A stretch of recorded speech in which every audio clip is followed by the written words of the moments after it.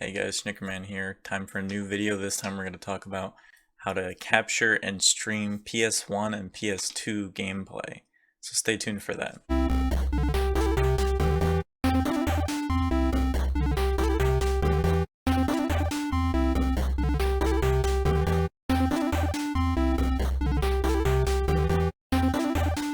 Right now, what I just tried, I was trying to stream and capture PS1 gameplay using a PS2 and a PS1 and a PS3.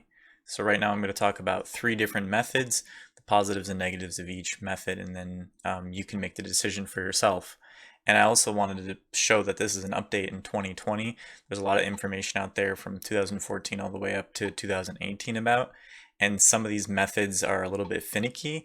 So I'm going to try to point out the common errors that you may have to demonstrate and make it easier for yourself to capture this gameplay. The next thing I want to mention that this is all done with the Elgato HD. This is a discontinued model, but this is pretty much the only one that you can use successfully to get capture of this gameplay. So here you can see you have AV in and HDMI in, and then the other side we have HDMI out and a USB plug. What you're going to need for this is the actual capture card itself.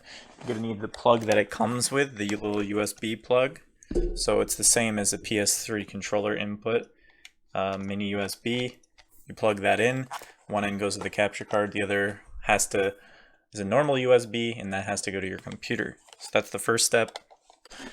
Okay, so number one is going to be component. So for component, the Elgato HD should come with this cord. On one side you see something like this. On the other side you see the hookup to PlayStation 1 or PlayStation 2. Now on the capture card itself, for the in, you can see the AV in, which I just talked about.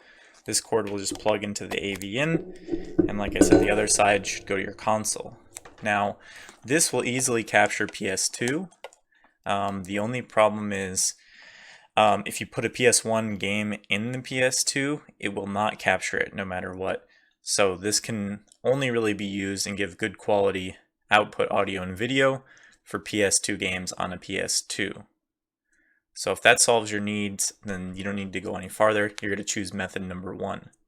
So once you connect your capture card using method number one, you're going to have to go to your Game Capture HD software, which if you don't have, you can go to Elgato's website and download it. So now you have to tell the capture card what to look for, and this part's actually really important to get some of these techniques to work.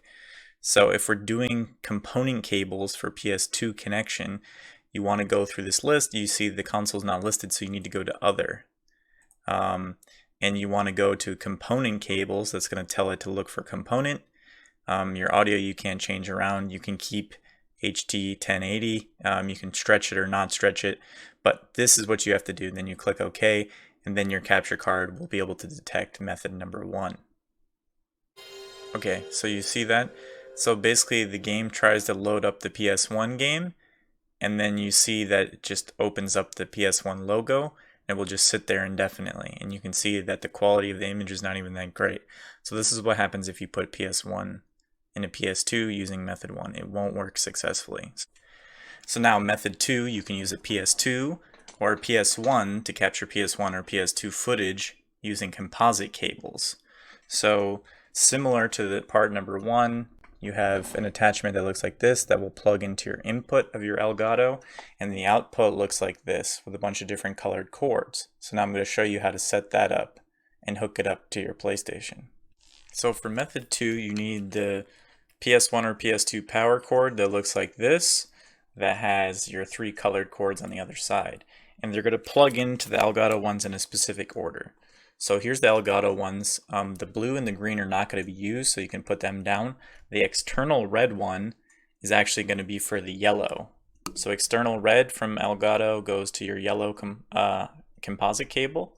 And then the other two, you can see you have a red and a white, which will match up with your red and white. So white goes in the white and red goes in the red. Now, when you hook that up to your PS2, you can capture PS1 footage. But I will say that the quality of the text in the games are a little bit off, and there may or may not be a slight hissing sound that's coming from the audio output, because when you're using the composite cables, you're at the fate of your cables and how quality they are. So keep that in mind if you use this as a technique.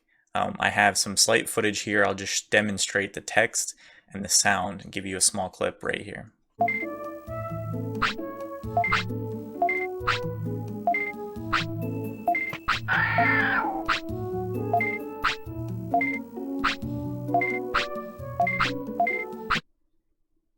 Now to demonstrate for our method number 2, you open your game capture software, you click the little cog here, it opens up capture. Your input device is going to be other because you're capturing PS2.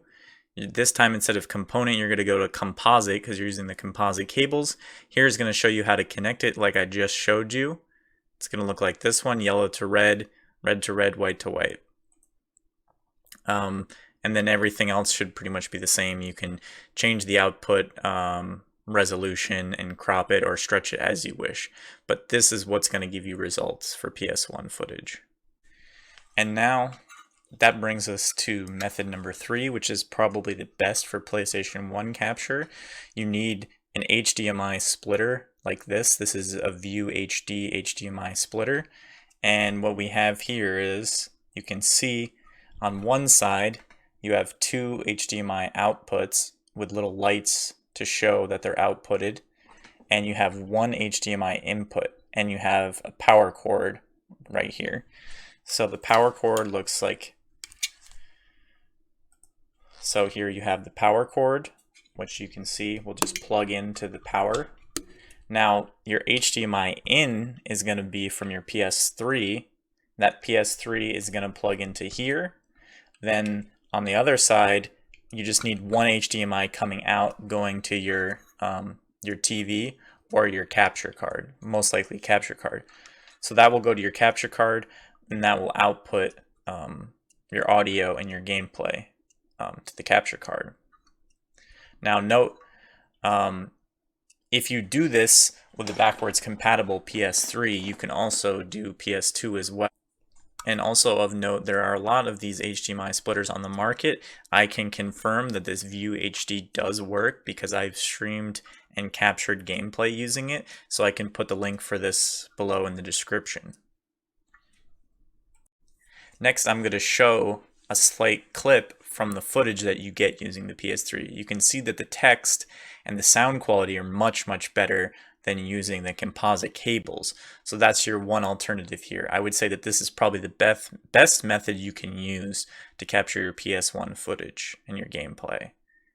So that's my recommendation. This method, using the splitter for PS3, using a PS1 game, and for PS2, I would recommend the component cable attachment for Elgato HD.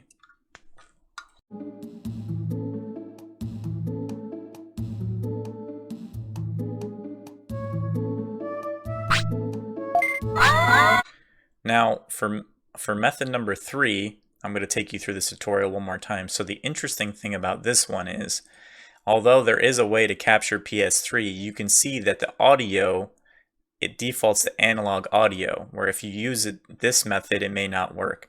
When I used this preset right here, I didn't get any output. In order to get around it, since I was just outputting to HDMI, I decided to pick another one. I picked Xbox 360. So for Xbox 360, you tell it HDMI, and then you click HDMI audio. Now that will give you the audio that the HDMI is outputting. And this is where I had the best results using my PS3 playing a PS1 game. So if you use the same method as me, I would recommend using one of the alternative consoles as the preset for the capture card software. So I hope that this video has been helpful to you, showing you the 3 different methods that you can use to capture PS1 and PS2 gameplay. Be sure to leave in the comments any questions or comments that you have about this video. I personally made it because I was going through this myself. I spent many hours trying to figure out the best method for this, and most of the techniques that are online on YouTube especially are very outdated. So if you could leave a thumbs up, share this video to people you know that might be in need, and be sure to see you in the next video. Bye.